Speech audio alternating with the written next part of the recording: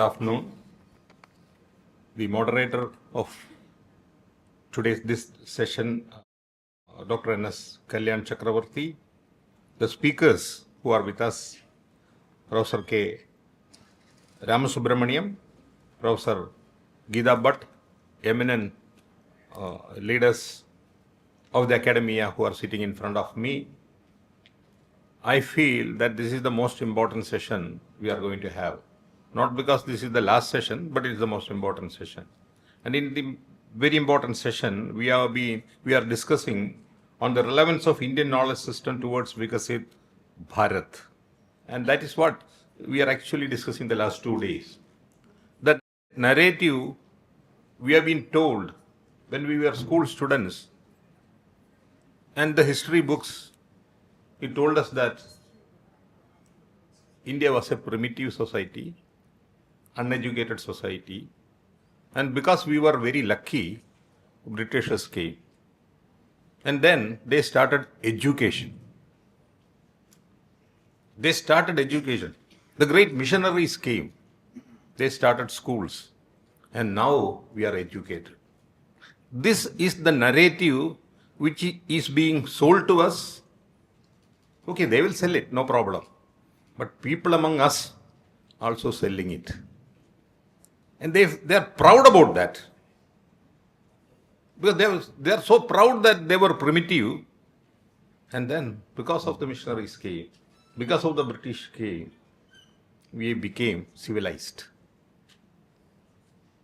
But then, we are speaking this just few kilometers away from Kandallur Shala. Just imagine.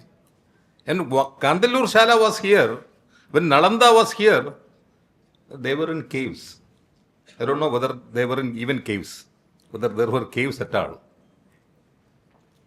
So this reality, we must know. When the system of treatment in those countries were very, very primitive, we had Ayurveda. And Ayurveda is not a treatment system, it's a philosophy of life. It is not a treatment system, it's a philosophy of life. And it contains everything. And recently, WHO has come out with a statement after COVID. They shockingly realized that now we must say one health. The animal health, the plant health, and my health are intimately related. But this happened thousands and thousands years after we said Vasudhaiva Kudumbakam. And we were considered primitive, uneducated. So the answer is going to be said today. And that's what Professor K. Ramasubramaniam will be speaking, and that's why all of us are here. I am also here, not as a chairman, but to listen what Ramasubramaniam is going to say us. And this is what Bharat Sarkar, the government, is introducing through NEP. This is going to re-transform. We are already transformed society, but we will again re-transformed by NEP. And who else can speak? Professor Geeta will speak. Now I invite my moderator, Kalyan Chakravarti, to begin the session. Good afternoon and Happy New Year to all. Actually, I am really fortunate to be part of this session, such an important session, as our chair said now. As educationalists, this is very important. Our legacy of Bharata education, evolutionary process of education, these are the components. And then contemporary relevance of it. Finally, in the NEP perspective, what we are, how we are. This is what today's topic, and a very eminent speaker Ramasubramaniam garu with very rich experience is here in this panel as a panel speaker. And he is having extraordinary abilities, and he is having all heritage, culture, Sanskrit and beyond, all such degrees with great capabilities. And also to mention, he is also author of Karana Paddhati, and it is one of the renowned, took India's scientific heritage to the global levels. That is one thing I want to mention. And that's where a great honor for me to be here and that to moderate today. And Indian legacy, Bharata's educational legacy, as we know, we are very holistic historically, very strong heritage and culture we have. Our Indian heritage and culture, tangible, intangible heritage we have.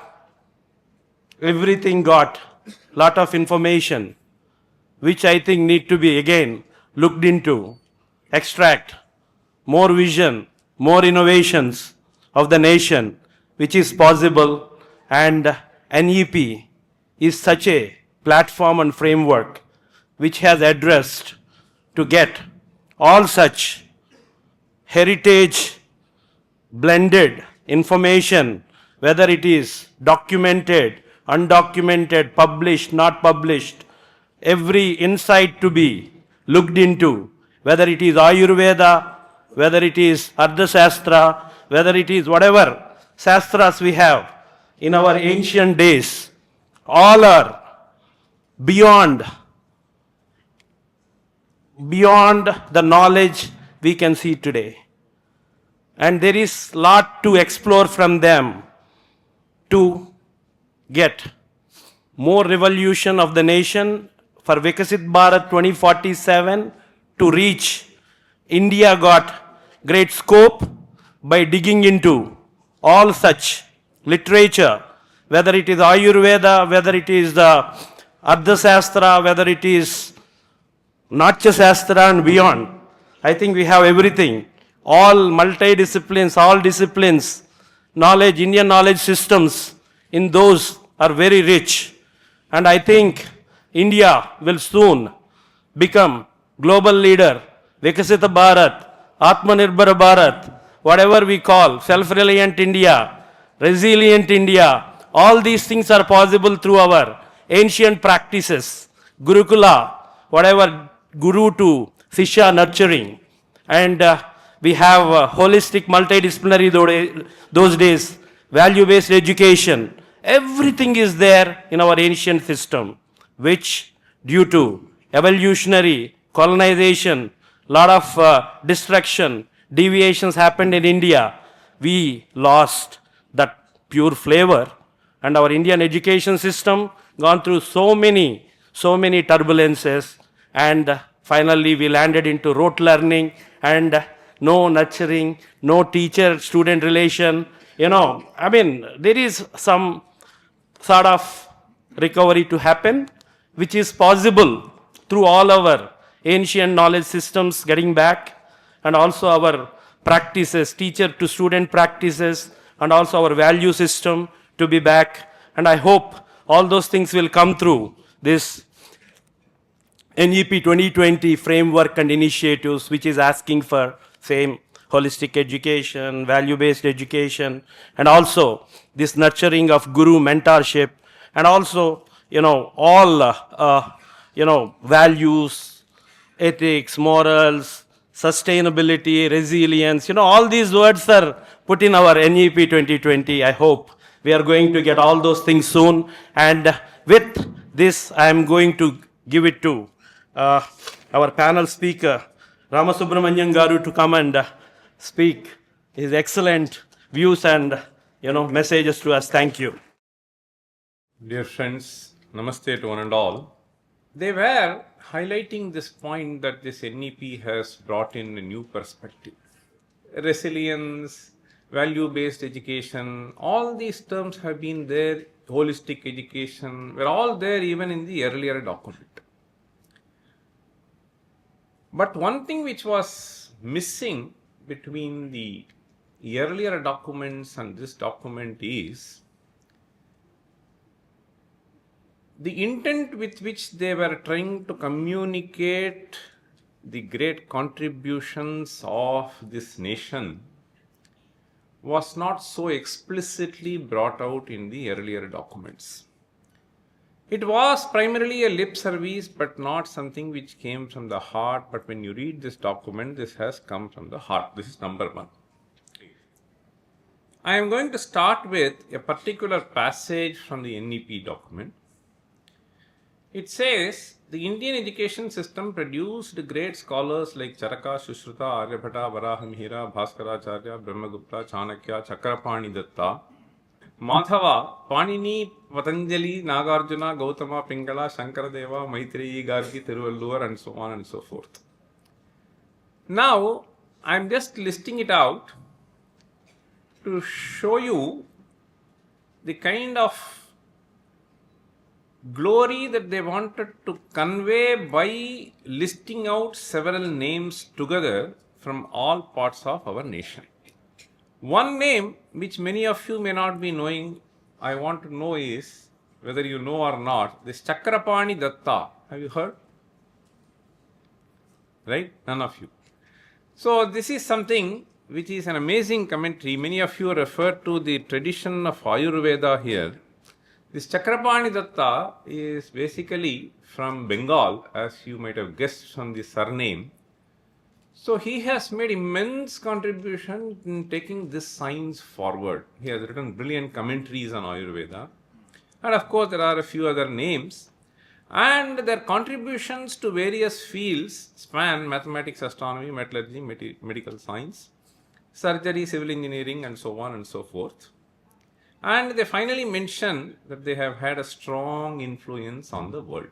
We are generally of the impression that most of the knowledge system has been transferred from elsewhere to this nation. This is the picture that one gets when one reads the history books.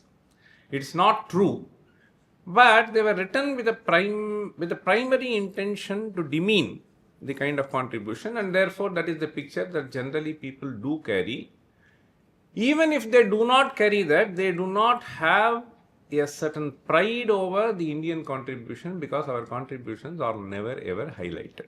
Okay, so this is the fact that on which we are. If somebody were to ask me, when I had completed my master's degree in physics, which is 35 years back, do you know any of these names? So Aryabhata, Varahamihira, Bhaskaracharya, Brahmagupta, Chanakya, Madhava, I would have said no. A plain no. Because it was never ever introduced to us that they have been contributing to our science and technology in a big way, was never ever no. Of course, Panini, because of my family tradition, I would have heard about him. Charaka also one might have heard about, and so on and so forth. Now, these are major figures, so whose contributions are not known. What about the quantum of literature that is produced here? Why do we don't know? The answer is simple. They are not included in the curriculum. Why not? We did not discuss now.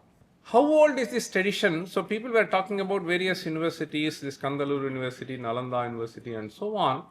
Let us go back to the ancient literature that is available to us in the form of Upanishads. There is an interesting passage that I discovered.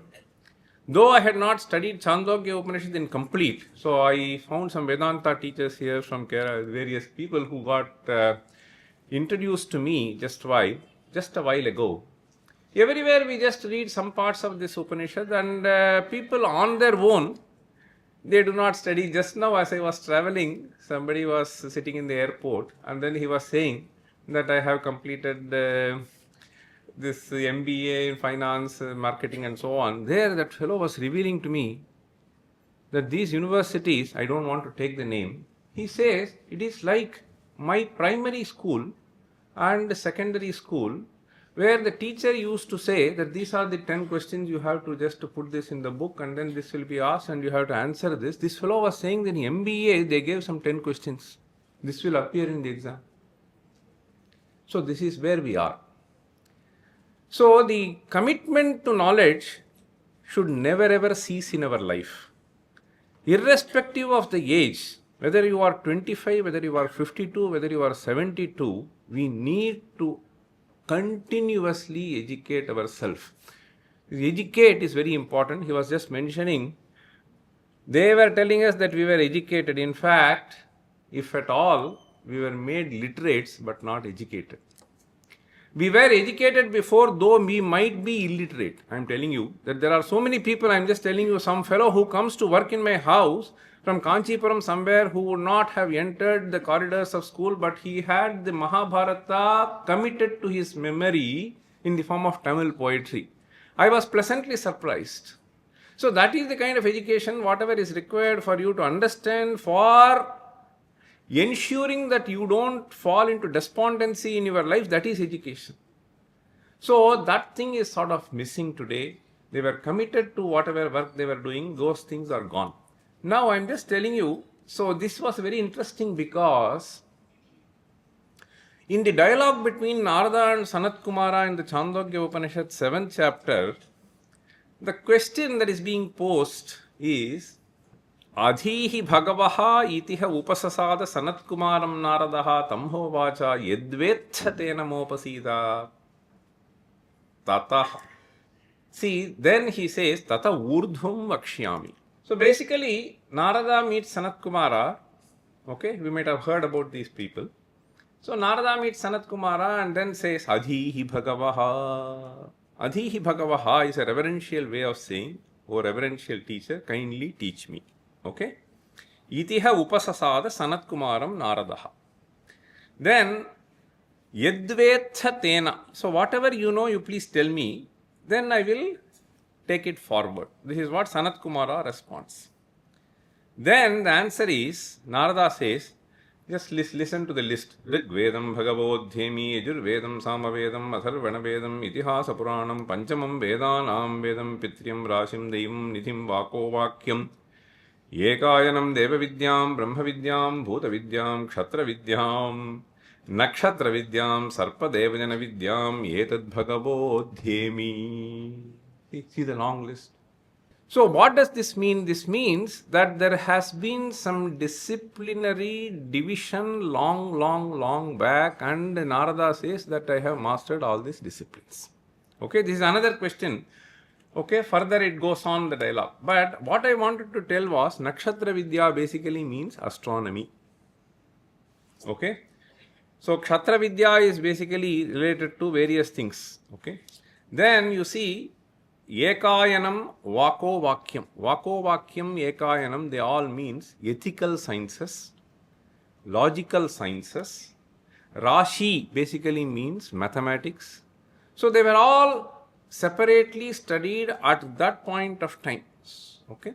So this is the Upanishadic period. So this is how our system has been long back. If at all one were to list some significant contributions which have been made by Indians in science and technology, I have just given a rough list here. So in the sciences, astronomical sciences, chemical sciences, mathematical, agricultural, psychological, medicinal, spiritual. That is also a very important thing which is being highlighted nowadays.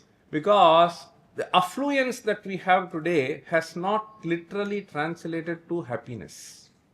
So contentment, happiness, satisfaction, that is not rising as the affluence keep rising. So this is another important thing that we need to keep in mind. That comes only by a certain understanding that this person gains with a certain vision. Otherwise, it is impossible to see that this animal is same as me, this is same as reptile, this is same as mosquito, etc. They are not same. They are not identical. It is like this. Suppose I were to say, this, I have a golden ring, I have a golden chain, I have a golden bracelet. Can you see that they are one and the same? We cannot see, but a thief can see, right? Whether it is gold or a bracelet or a chain, I mean, he sees only the gold. right? So within the chain, you will look at hundreds of variations, but he will not see any variation. He will only look at gold. So similarly, one can see a certain unity in a diversity. This is something which is very, very essential, which I don't think any other civilization has contributed. Many civilizations might have contributed in very many ways, but this is a different point. So water technology, iron, steel, casting, statues, shipbuilding, town planning. This is just to give you an idea. Now, what does NEP say? So this is something which I want to just highlight. Why should we look back? This is one point which you need to know. The rich heritage of ancient and eternal Indian knowledge system and thought has been the guiding light of this policy. See, this is the most important statement that I found. This has been the guiding light of this policy.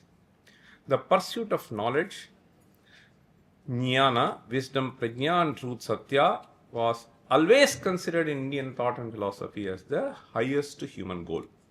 The aim of education in ancient India was not just the acquisition of knowledge. So here, I want to just draw your attention for a minute. They are saying that it is not merely for acquisition of knowledge, but for a higher purpose. Now, we are not even after acquisition of knowledge. We are only after awarding degrees. Awarding degrees, or rather, उसको बेचना देना, okay, दान के जैसे दे रहे हैं. This is a very, very sad state. So, one is knowledge, then is wisdom. That is why they have put all the three terms, Jnana, Prajna, and Satya. So, these three basically mean you firmly root yourself in the discipline in which you are studying. Then you try to digest and then develop certain wisdom in that, and finally you live up to it. That is what the Satya is. Okay? So, that is the third stage. See, so these are things that have been listed here, and acquisition of knowledge and preparation for life in this world. Life beyond schooling, but for complete realization of that is what is meant by liberation of the self. Okay? So I will slightly touch upon that. So they have listed this university, Takshashila. These are major universities. So these are major universities, Takshashila, so Nalanda, Vallabhi, and so on. Okay? So finally, I just want to quote this, that the importance of Jnana, so nahi jnanena sadrisham pavitram iha vidyate. So this is a statement that we find in Bhagavad Gita. There cannot be anything which can be far more purifying than the knowledge. Understand? Jnanena sadrisham means equal to knowledge. Pavitram iha vidyate, a purifying agent. Okay, so the right form of knowledge actually purifies this. Once you are a purified self, then there is no other thing which is required for the society to make people live an ethical life, where you care for the other being. Now we have come to a stage where we are somehow influenced by the Western thought and the individualistic view. So this has become the primary governing factor than caring for others. I'll just tell you at this moment one incident which was really touching in my life. Nowadays,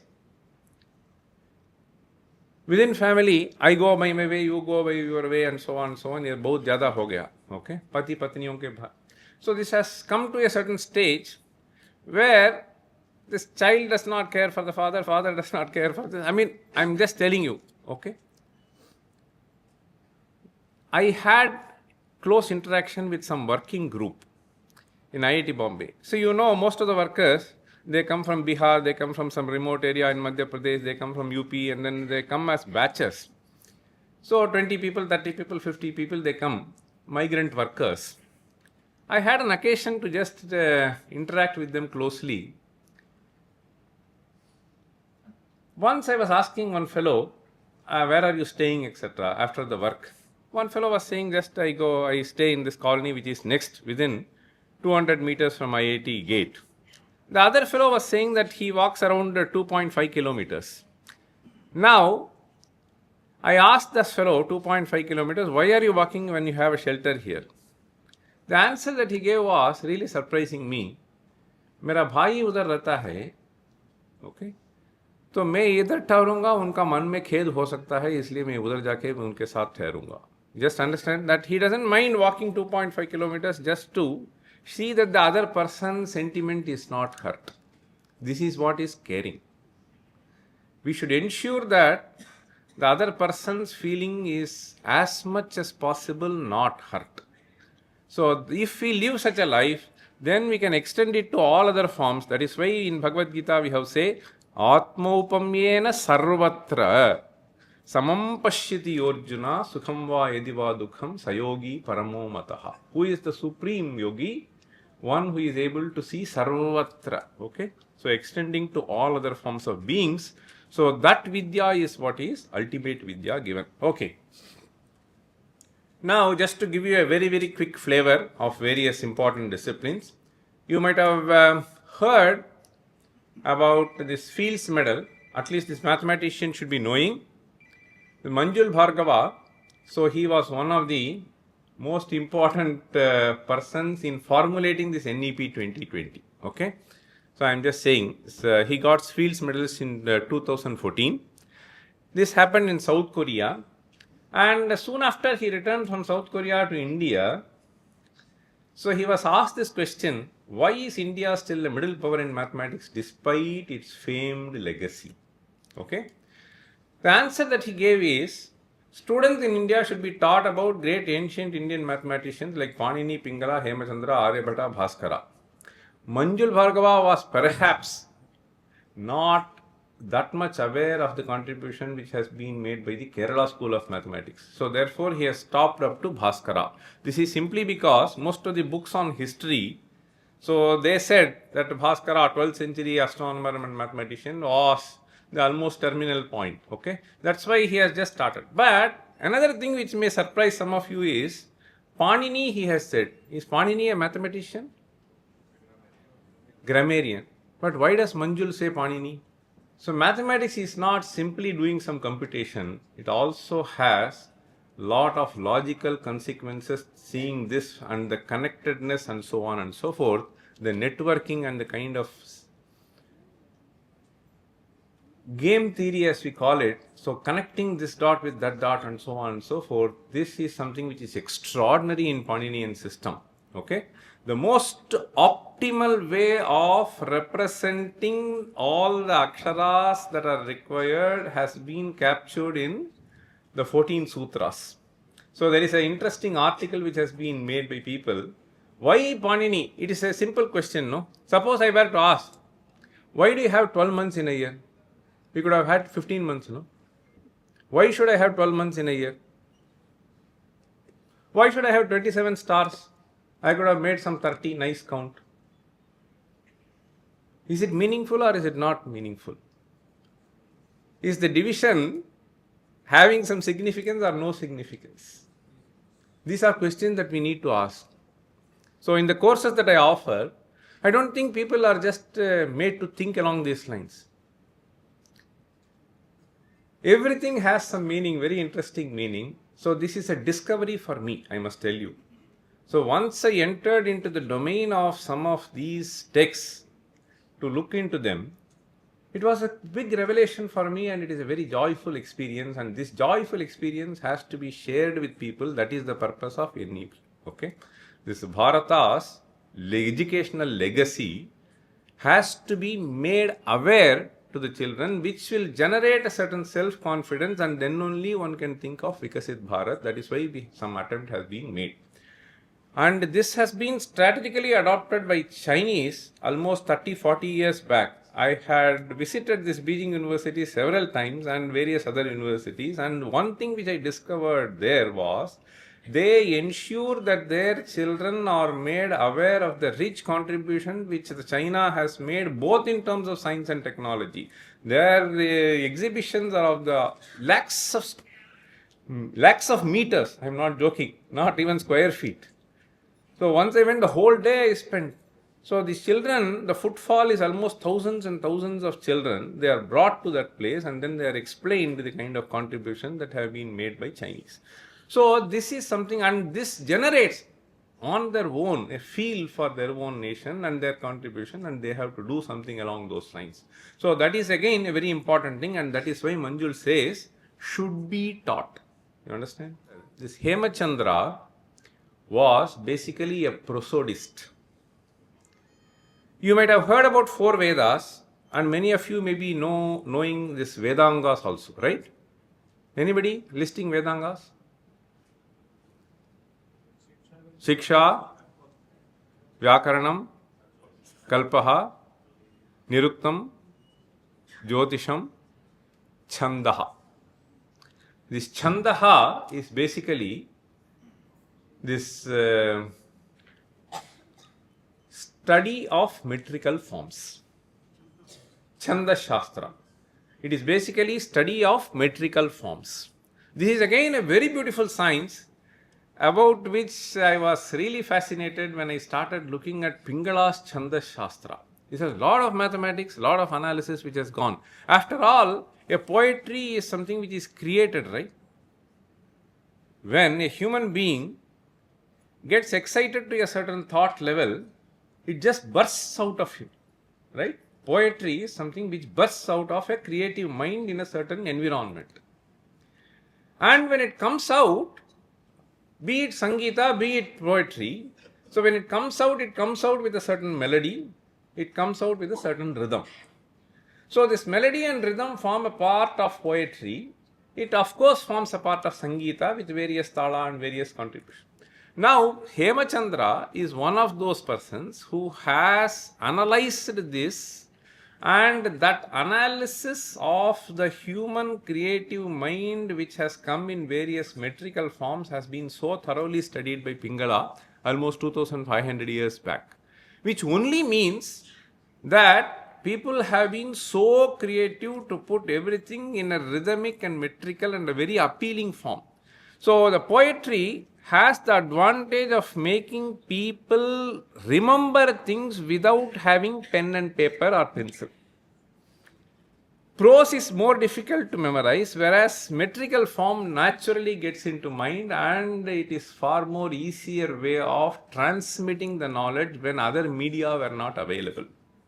So Hemachandra's contribution lies in analyzing.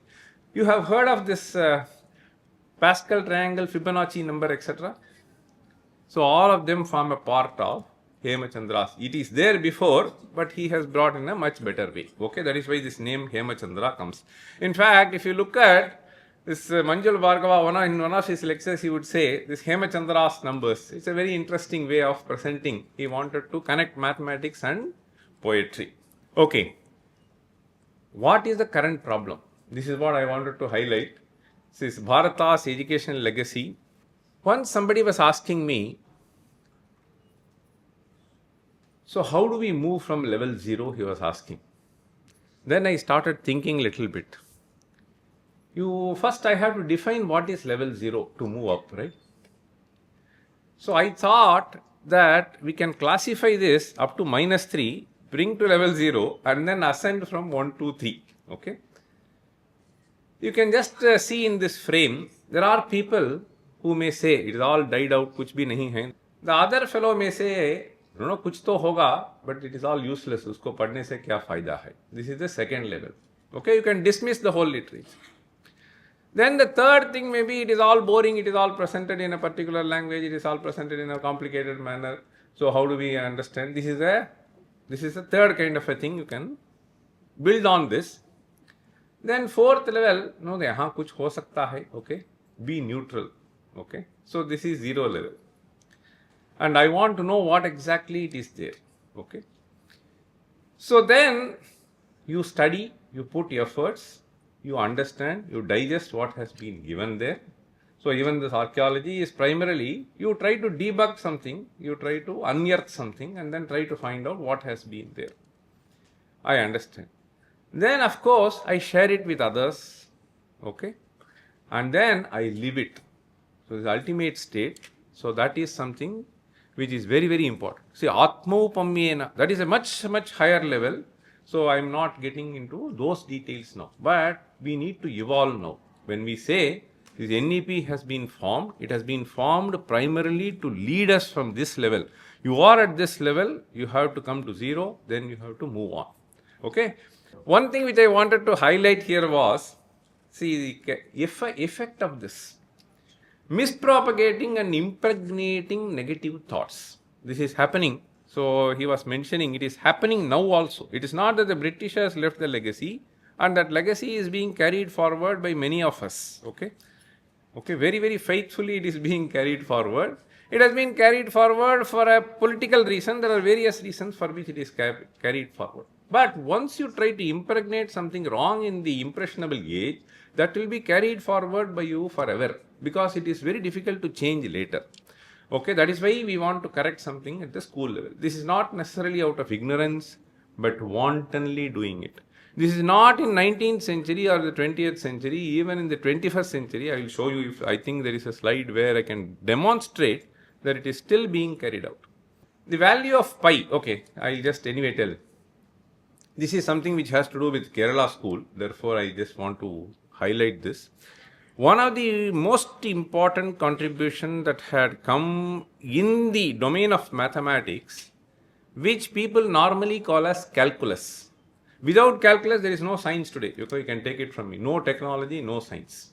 Okay, any ISRO, anything, all are based on calculus.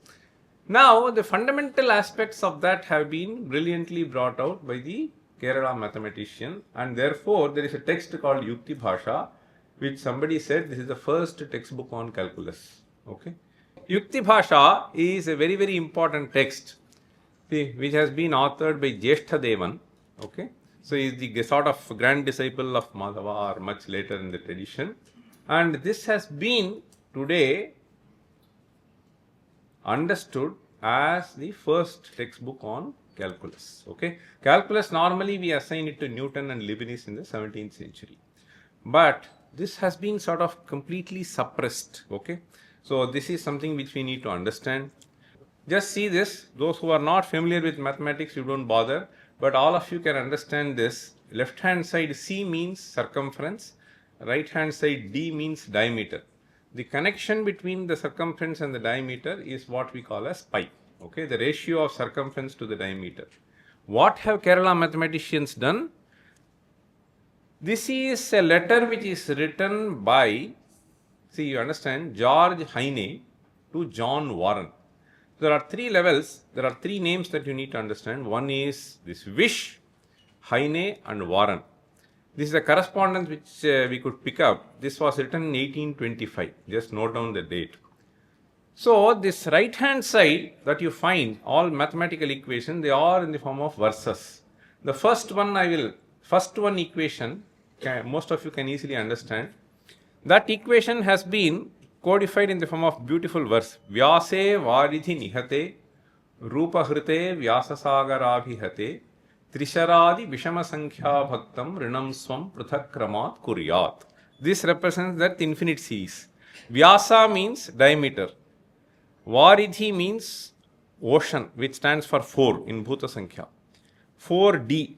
Vyase varidhi nihate means 4 times D. Okay. Rupa hrite. Rupa stands for number 1. Hrita means divided. Rupa hrite. You take the first term here, 4D by 1. Rupa hrita. Then Vyasa sagarabhihate. Trisharadi. 3 means 3.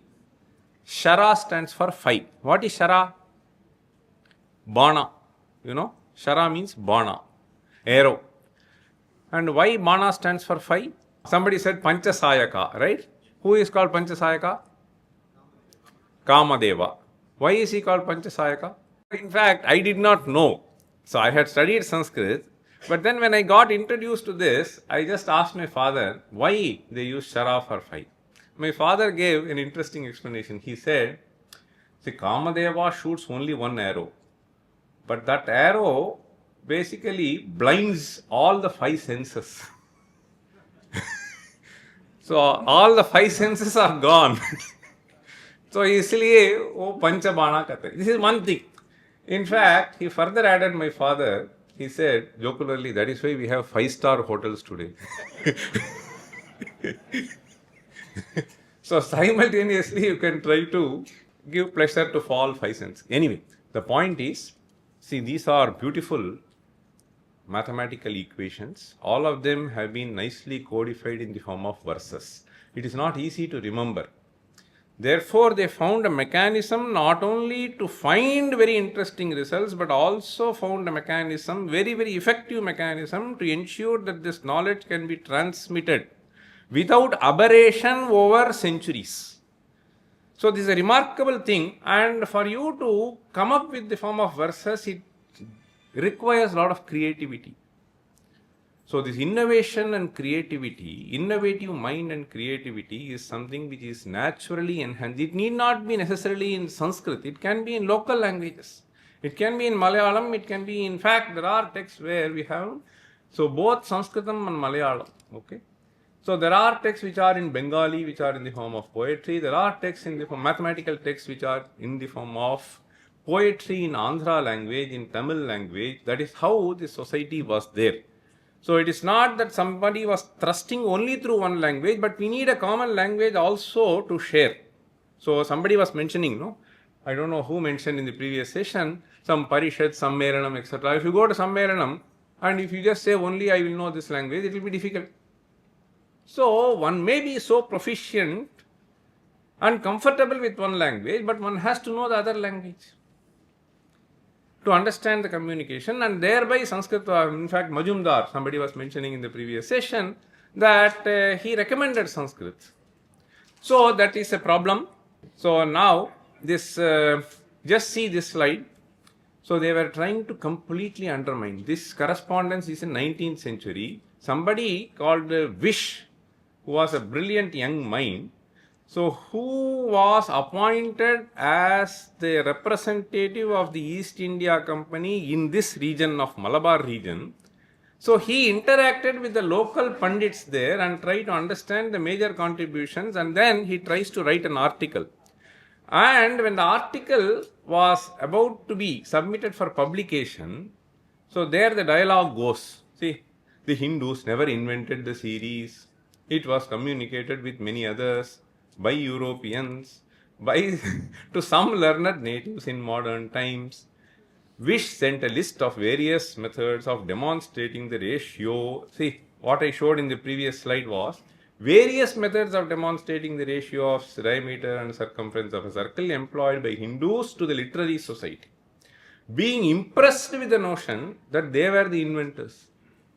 See, Vish actually interacts with them, and then he tries to write an article to communicate it to the other people in the West.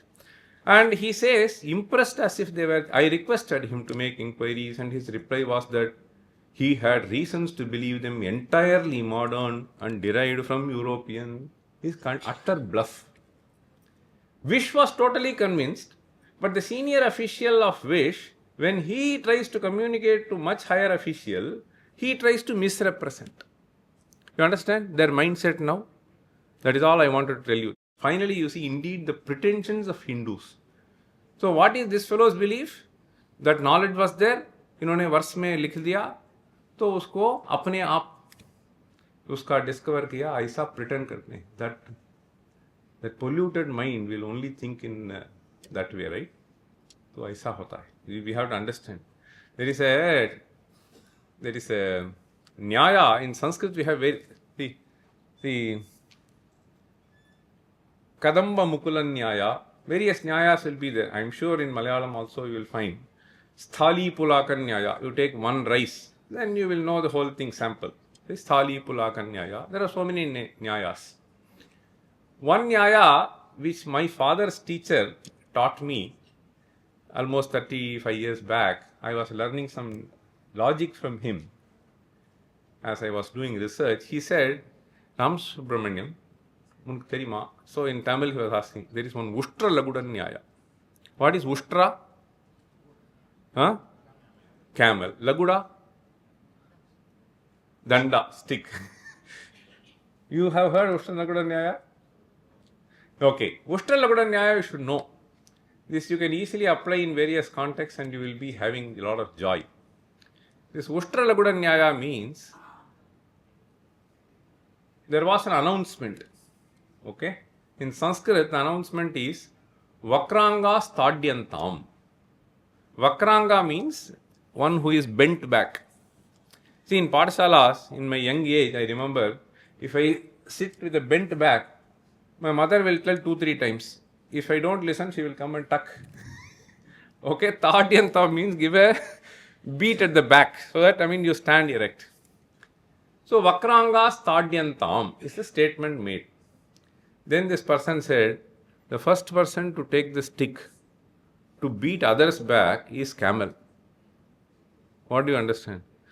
So, not realizing that it has a bent back, it tries to find a flaw with the others.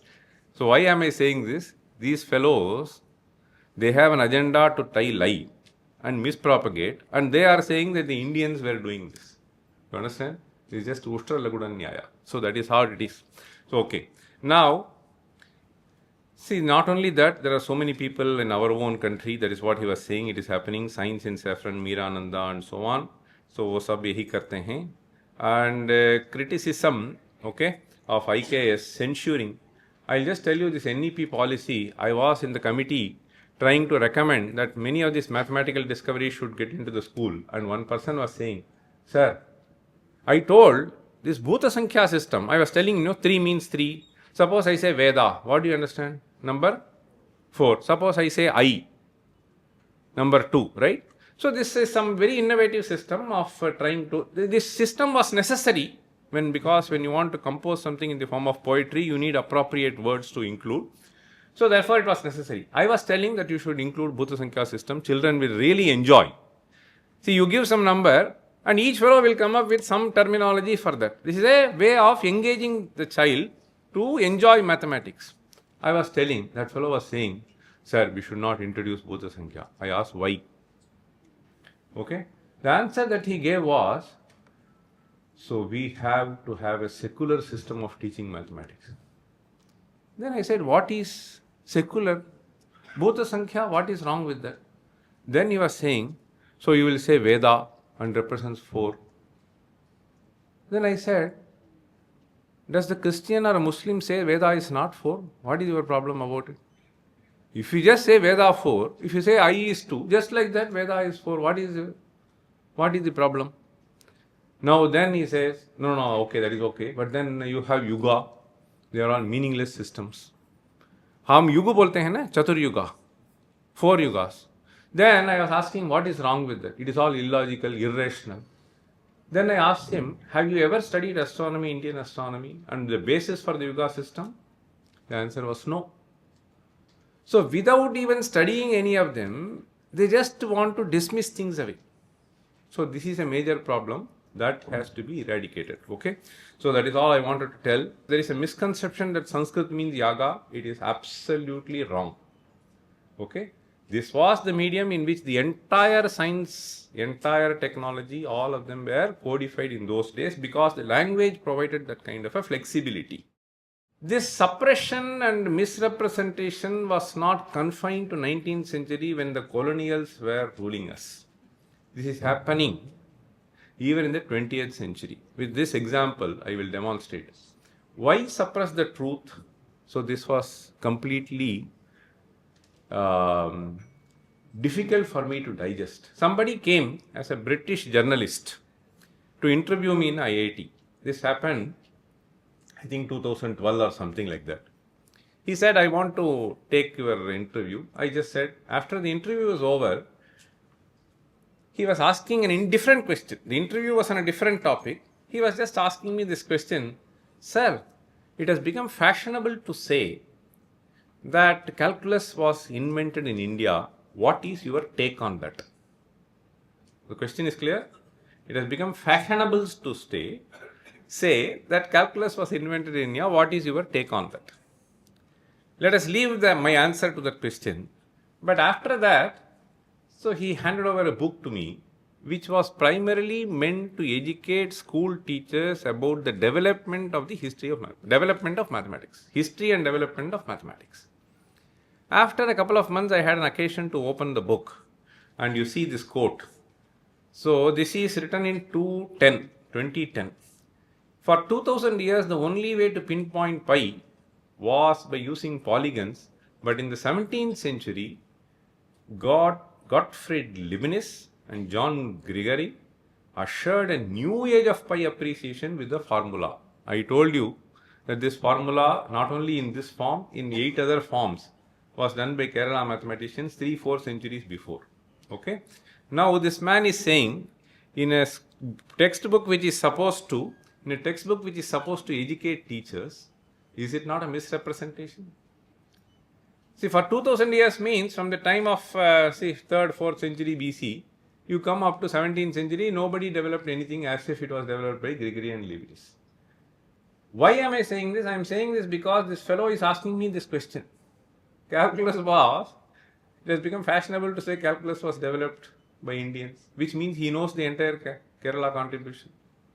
Then why in his book does not he want to include the name of Madhavan? This is what it is. Okay. Today there is nothing wrong in using gadgets, but this cannot be at the cost of using your own mind. Okay. So now people do not want to learn language, people do not want to learn programming, people only want to know how to use ChatGPT. Aisa sthiti ho gaya. I think this should be very, very carefully dealt with. These are, see, you can teach A for Apple, B for Bluetooth, C for chat, D for download, E for email, F for Facebook, G for Google. Okay. So this is how it can go. I for iPhone. Okay. So this is how we are landing into. All these things can be used, but it cannot be at the cost of not training ourselves to use our own intelligence and mind. Okay. Then the creativity will be lost. This is a serious issue that we need to understand. Earlier, if you see what was the situation, people were just listening, and that is the kind of ability that we had. You carefully listen, retain it in your mind. The other things can be useful, but one should not just get this ability lost. So this is something which we need to understand. I understand, I share it, I live it. This is where we need to proceed, the 3 more levels. And there are various other things that we need to understand. This is a thing that I want to show. See, ye aajkal aisa ho gaya. For fair selection, everybody has to take the same exam. Please climb up the tree. Ye kahi ho sakta hai kya? Why am I showing this? I am showing this because we thought of respecting only particular thing. It may be some IT industry at one point of time, it may be some other thing at some other point of time. But every art, okay, has to be valued. And this kind of recognition, so just because you do not know how to write in English or speak in English, you should not be demeaned. So there are various other aspects associated with that. That is why this policy tried to ensure that talents have to be nurtured and all of them have to be valued. So this is a message that I wanted to give with this. And one small thing which I want to say is ChatGPT sometimes takes us to dangerous things. So one example I want to give is, I did not know about ChatGPT. About a year back, one of my students told, sir, there is something which has come. Then I said, okay, I will try. So I just wrote the question, what is Vedic science? Okay. So then it made this statement. See, look at the last para. Some of the notable contributions of Vedic science to modern science include concept of zero decimal system. These are all very important. Then it says law of gravitation. Okay. Then it says the concept of atoms and so on. What is law of gravitation? All of us know in the right hand side. Okay. Force is equal to some constant into mass 1, mass 2 divided by r square. This is law of gravitation. Okay. And our thing talks about Akrishta Shakti. This Akrishta Shakti means a power to attract something. Earth has the power to attract something. This is stated. That Earth has power of attraction cannot be equated to law of gravitation. You understand? This is a qualitative description and this is a quantitative description. But why does ChatGPT throw this? Because some fellow would have written, हमारे पास law of gravitation भी है, हमारे पास heliocentric system है. You understand? So there are immense contributions that Indians have done which needs to be properly shown, properly highlighted in the time in which they have been done. Just because something else came much later and you find some similar word there, you should not just equate this with that. So this is a disgrace. Okay? You don't do proper justice, okay, to recognize what came later, to understand what came earlier. So this is something which one has to be careful, because all sorts of materials are written by all sorts of people, and we should not be misled when, and this is another thing which I came to know. Somebody says Vaisheshika Sutras has all the 3 laws of motion. Ye bahut garab hai. One more thing I want to show you is, there was a fellow with great ecstasy, he was trying to explain our Madhava. Okay, some of you know this Madhava, right? So this is the student was so proud, he is saying that he is an IIT graduate and so on. So he has quoted one verse, the verse which I was trying to highlight earlier representing the series, and he says, look at this point, he says Tantra Sangraha. This verse is not there in Tantra Sangraha at all. Then you find lot of mistakes in what he is quoting, and much worse is, he shows Acharya Madhava like this. So in depicting things we have to be careful, in presenting things we have to be careful. He has good intention, I don't doubt him. I am not trying to undermine the student's efforts, but one has to prepare oneself. So when taking this Indian knowledge system, that is the message I wanted to basically give it to all of you. So we are responsible for what we are trying to teach. We should take that responsibility. We should educate ourselves properly. We should train ourselves to communicate properly. And then we should also train ourselves to depict properly. All 3 are very important. One is visual representation. So one is the content matter. One is how you present. So just trying to make some hyperbolic statement, I don't think we are leading us to the right direction. So this very important values are there, and this word of caution in trying to use all these modern devices. I have nothing against, so the philosophy part I am leaving. One should ensure that one does not make any wrong, hyperbolic or misleading statement. When we try to blame the other civilization, the colonizing civilization, so they were doing all this, okay? So they try to make hyperbole of their contributions and making various wrong statements with a certain agenda. We cannot commit that mistake. There are very interesting and important things about which we can really feel proud of, and that has to be properly communicated. Once that is communicated, there is nothing more to be done. Knowledge actually takes us. Okay? That is why I said, Nahi jnanena sadisham pavitram iha vidyate. You just need to educate them.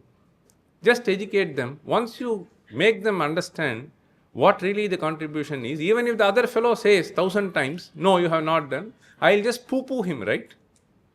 Now if you teach them the wrong things, even when you try to teach the right things at a later stage, you have this suspicion. Ye ho sakta hai kya? And for you to make them understand the way it was done, you have to necessarily say this was the mode of communication that was available, and it had its own advantages. All that can be beautifully conveyed to them, and that is what our NEP basically wants us to do. The last slide. So C.V. Raman, many of you may be knowing, and I think it was a very, very thoughtful of him to have seen what is really happening. He once made this statement, we have, I think, developed an inferiority complex. When he says this, I think he has thought over deeply. See, it is not that basically you try to do, but the way you are educated makes you develop that naturally. I think what is needed in India today is the destruction of the defeatist spirit. We need a spirit of victory, a spirit that will carry us to the rightful place under the sun. This is what is basically restated in various forms by the leader of our nation, Narendra Modi, Atma Vikasit Bharat, whatever it is, okay? So that is what Raman says. See, there you see the inheritors of a proud civilization. This is what Manjul Bhargava was saying. That bhavana has to go. In fact, in a huge rock edict, I am telling you, whether it is Beijing University or Beijing Foreign Studies University, where almost 20,000 students study only languages. 101 languages are taught in Beijing Foreign Studies University, and 20,000 students are studying. 5 of the Indian languages are studied there. Why am I saying this? I am saying this because this was thought of, and there in the rock edicts, one of them, there are 5 points which are stated. I try to understand what they are. One of them is be patriotic. You understand? This is shown in a rock edict in one of the most important universities. So that bhavana, that's what he is trying to say, as inheritors of a proud civilization, as entitled in our rightful place. See, if that indomitable spirit were to arise, nothing can hold us back from achieving the rightful destiny. This inferiority paradox without our own knowledge, see, that is what? It is like a parasite. Khatam kar dega. Khatam kiya to. So this we have to just do it. One way is to make citizens of our nation, shed away the cultivated ignorance. Cultivated ignorance, just understand, it has been cultivated in us by making them aware of their own rich scientific heritage. Okay, I sincerely wish this happens sooner than later. Such forums are essentially meant for that. Thank you. And now, Professor Geeta Bhatt, Director, Non-Collegiate Women Education Board, New Delhi. Respected Chair and the esteemed panelists on the dais, the august audience present in this hall. There has been, this such a mesmerizing presentation by Professor Ramasubramaniam ji.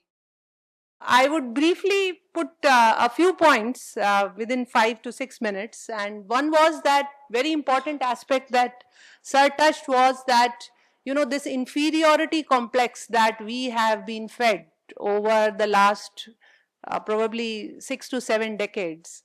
That is something that we need to come out, and that we are, as a society, we are coming out of it. We are becoming engaged in this conversation, and that is the reason that we see such a large audience present in this hall, wanting to know, that hunger to know that where did we leave that trail of knowledge, that wisdom, and started copying here and there.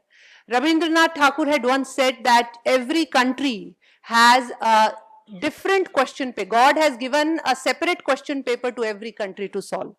And they have to solve it not by copying anyone else, by themselves.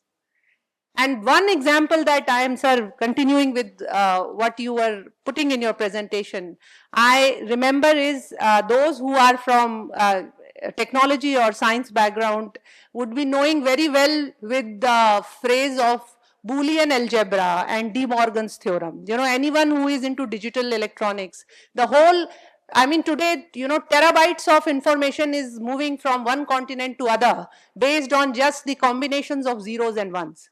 So the basic concept from where it arises is Boolean algebra and De Morgan's theorem. So George Boole, who was a British mathematician, he wrote, the laws of thought, a book on logic and algebra, where he gave, this from where this theorem arises.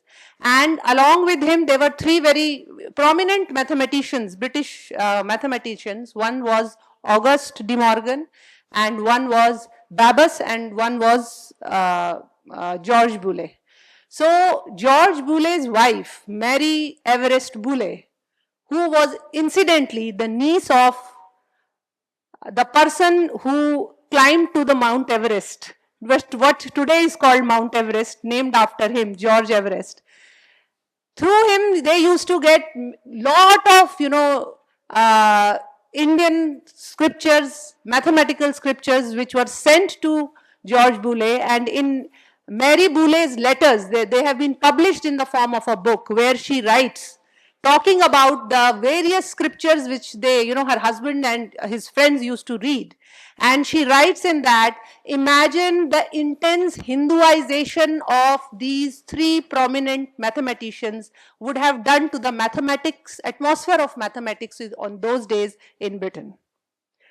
Now from there coming to, because it is about exploring Bharata's educational legacy, in the 20th, beginning of the 20th century, when Curzon was the viceroy, and in the beginning of the 20th century, he decided that we need to do something drastic about the education of India.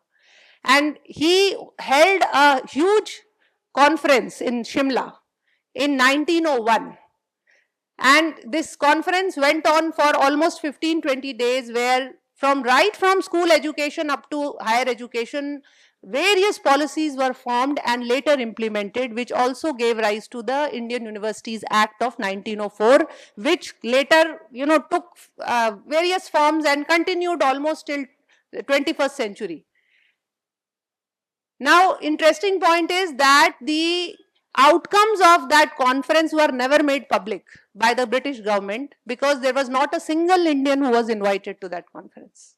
And imagine how the policies that were framed, they continued to, to a large part even to the 21st century. The impressions of that policy can be seen. Even till today, we are trying to, remove them, but it will take a long time, because this is a large part of time, almost a century has passed.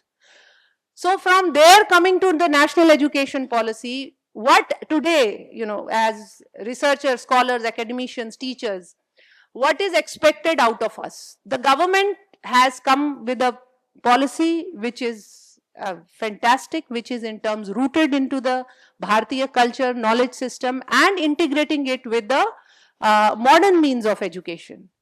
But to, percolate it down right up to the student and also to the teaching fraternity, and especially because 85% of our students and teaching fraternity is in state universities. I think as a part of, the academia and the academic community, it is very important part of us, as teachers, as researchers, that we also contribute in terms of taking the national education policy to the universities, to the teachers, right from school curriculum, because things have changed in a very drastic way. So whether it is in terms of pedagogy, we have to understand the way now the curriculums have to be designed, and also how the credits are going to be given. What is the national credit framework? What is the academic bank of credit? All these things are something that for which we need to do a lot of exercise of holding workshops, making, some of us can actually become the resource persons, work it out, and, engage and inform the other people within the community, so that this whole thought process, or, this policy document actually can get implemented as fast as possible. We are targeting 50% of gross enrollment ratio by 2035. That is what is the aspiration of the national education policy. So that is just 1 decade more. So it's a long way, and it is definitely very ambitious. The policy is very ambitious, but why can't we be ambitious along with it and do our contribution? So I think maybe in some other such seminar which we can dedicate to various other aspects in terms of methodology, how all these aspects of national education policy, how they are going to get actually on the floor, into the campuses, into our curriculum designing, and in terms of defining of credit. So all this is something for which all of us have to be very much engaged. And I thank the organizers, Lakshmanji, for giving me an opportunity to be present here and put forth some of my ideas over here. Thank you so much. Dhanyavad. Jai Hind. So, well done, ma'am. Very nice directive to the nation to implement NEP as soon as possible with all mission.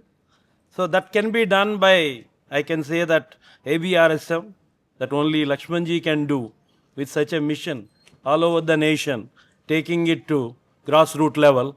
And I wish, being educationalist, that will happen soon, sir. And NEP will be really implemented, holistic values, whatever NEP intention is, that will be fulfilled. Thank you. Thank you very much for giving us this opportunity to be here, sir. And chair, has to come and, close this session, sir. Thank you. What a wonderful session. And at the beginning, I said, all of us are here to listen to Professor Ramasubramaniam, and all of us listened. And we all became very proud. Why we are learning, knowing that India had such a wisdom in many, many years ago. And as he said, certain things which we are claiming are not correct also. So what is the importance of that? And he mentioned about Sangama, Grama, Madhavan, who is from Iringalakuda, and I am coming from Thrissur, where the Kerala University of Health Sciences is situated. And he was speaking about Sangama, Grama, Madhavan. And I can tell you that a new school of mathematics is coming up there in Iringalakuda, which has been forgotten by many people. Now it is coming up in collaboration with Sanskrit University. Why we are listening all these things? We did that, we did this. Because our youngsters now can confidently realize that, as a medical doctor I can say, we share the same genetic pool. And that's very important.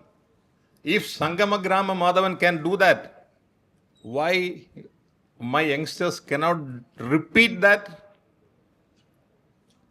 If we could do such discoveries 5,000 years ago, 500 years ago, but our genetic pool is same, why can't we discover far better things? And that's why our Prime Minister says, 2047, when we become Vikasit Bharat, not only because of demographic dividend, of course, we have the highest number of youngsters. The average age of an Indian is 25 years, and that comes about around our youngsters who are capable of working is around 70 to 80 crore. And the number one country, USA, has got just 36 crore population. So it is natural. But more than that, these youngsters are having the brilliant genes. And therefore, we will be on the top. We have to be on the top. I'm so happy about that. So certain things are happening. National Council of Indian System of Medicine has started Gurukula system of Ayurvedic education. Just now announced. And I don't know whether many of you know, the best Ayurvedic physician who is sitting among us, Dr. Vinodji, comes from the Gurukula Vidyabhyas system. So we have proof, and we are going to do that. And I wish that these kind of conferences will continue again and again, and we will tell all our youngsters that you are coming from that genetic pool. Thank you very much.